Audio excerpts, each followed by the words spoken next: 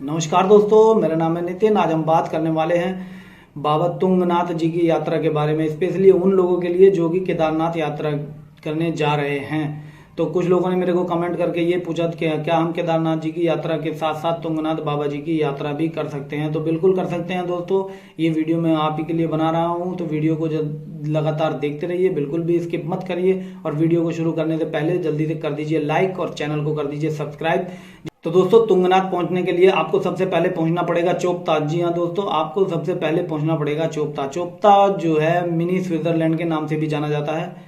तो जो लोग केदारनाथ जी की यात्रा करने जा रहे हैं उनके लिए चोपता पहुंचना बहुत आसान है, क्योंकि वो यात्रा के बाद जब सोनप्रयाग वापस लौटेंगे तो सोनप्रयाग से डायरेक्ट बस मिल जाती है चोपता के लिए। लेकिन जो लोग सीधे तुंगनाथ जी के दर्शन करना चाहते हैं, जो घर से ही डायरेक्ट वहां पर जाना चाहते हैं, उन लोगों के लिए मैं बताना चाहूंगा कि उनके लिए आपका सबसे नज़दीकी रेलवे स्टेशन जो है वो हरिद्वार, ऋषिकेश या फिर कोटद्वार है। और अगर आप आना चाहते हैं बाय फ्लाइट तो सबसे नज़दीकी जो एयरपोर्ट है वो है जोलीग्रांट, देहरादून।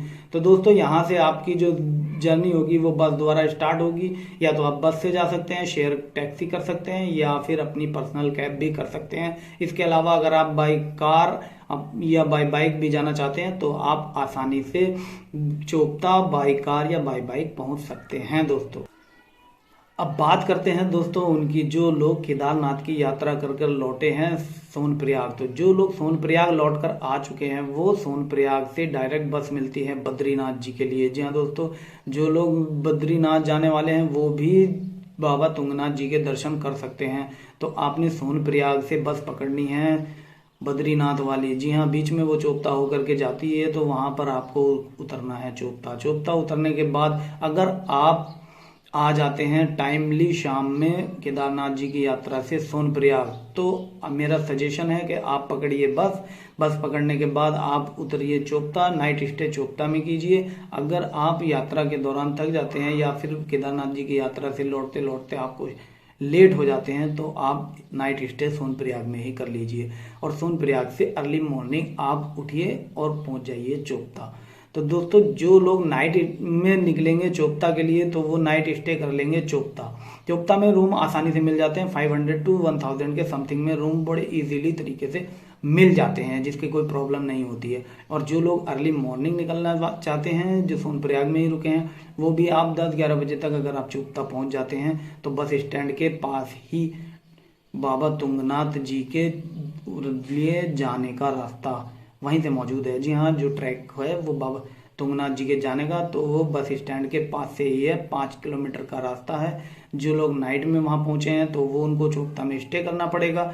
और जो लोग सुबह में वहां पहुंचे हैं तो वो डायरेक्ट 10-11 बजे अगर पहुंच गए हैं तो आप डायरेक्टली ट्रैकिंग शुरू कर दीजिए।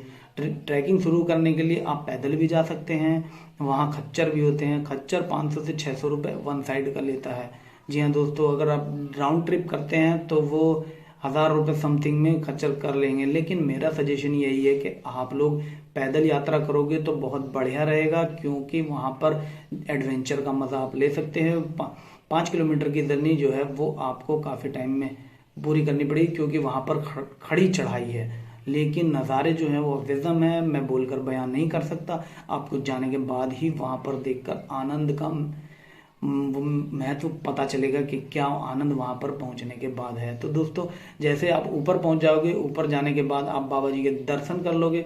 दर्शन करने के बाद, और हाँ, एक बात और मैं आपको बता देता हूँ दर्शन की, कि अगर मई से दिवाली तक आप जाते हैं बाबा तुंगनाथ जी के यहाँ तो आपको मंदिर के अंदर ही दर्शन हो जाएंगे।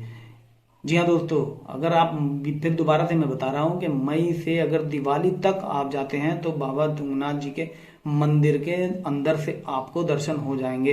अगर आप इससे पहले जाते हो या दिवाली के बाद जाते हो तो आपको बाबा जी के मंदिर के दर्शन तो होंगे, लेकिन मंदिर के अंदर से आपको दर्शन नहीं होंगे, क्योंकि दीपावली के बाद यहाँ पर कपाट मंदिर के बंद हो जाते हैं। लेकिन यात्रा ट्रैकिंग जो है ये 12 महीने खुली रहती है, साल में आप कभी भी जा सकते हो। इसीलिए मैं बता रहा हूँ दोस्तों कि मई से लेकर दिवाली तक अगर आप यहाँ पर जाते हैं तुंगनाथ जी के मंदिर में तो आप वहाँ बाबा के दर्शन अंदर से कर सकते हो।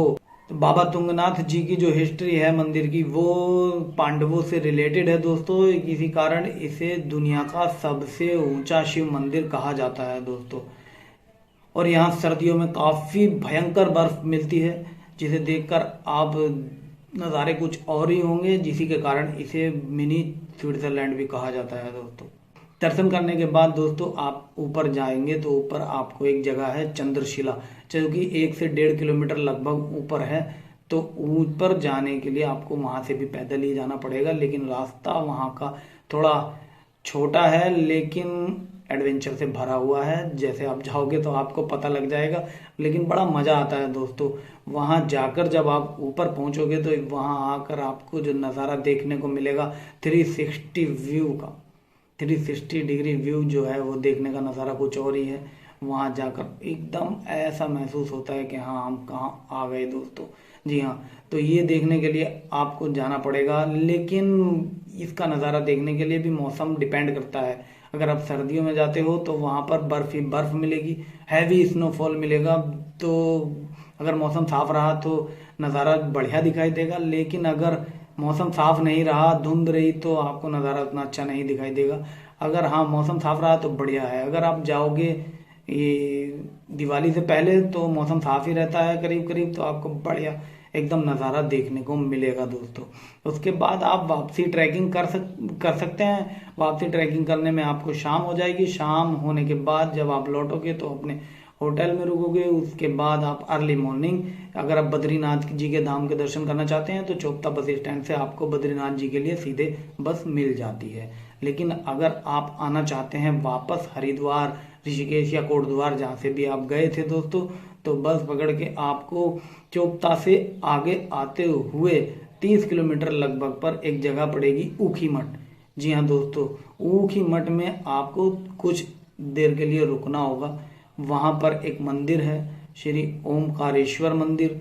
जी हाँ दोस्तों, वो मंदिर जो है कहा जाता है कि शीतकालीन केदारनाथ बाबा जी के नाम से भी जाना जाता है, क्योंकि दोस्तों जब शीतकाल में बाबा केदारनाथ जी के कपाट बंद हो जाते हैं तो पूरे शीतकालीन बाबा केदारनाथ जी की पूजा इस ही मंदिर में की जाती है।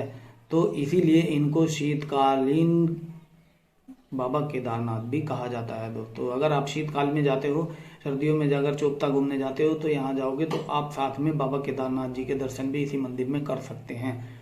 तो मेरा मानना यही है दोस्तों, अगर आप आओगे तो ऊखी मठ उतर कर ये श्री ओमकारेश्वर मंदिर में के भी दर्शन जरूर करने चाहिए। उसके बाद आप सेम डे ही आप वापस आ सकते हैं। वापस आने के बाद आप हरिद्वार, ऋषिकेश जहाँ भी आओगे। और अब अगर हम बात करें बजट की, तो दोस्तों जो केदारनाथ की यात्रा करने आए हैं वो अगर इस ट्रैकिंग को करना चाहते हैं, बाबा तुंगनाथ जी के दर्शन करना चाहते हैं, तो उनके लिए 2 से 3 हजार रुपये एक्स्ट्रा चार्ज होगा। इसमें जो इंक्लूड होगा इससे इतने में ही समथिंग हो जाएगा। लेकिन जो लोग डायरेक्टली तुंगनाथ जी के ट्रैकिंग पर आए हैं, जो बाबा तुंगनाथ जी के दर्शन करना चाह रहे हैं, उनके लिए लगभग 3 से 4 हजार रुपये का खर्च इसमें आ जाएगा दोस्तों।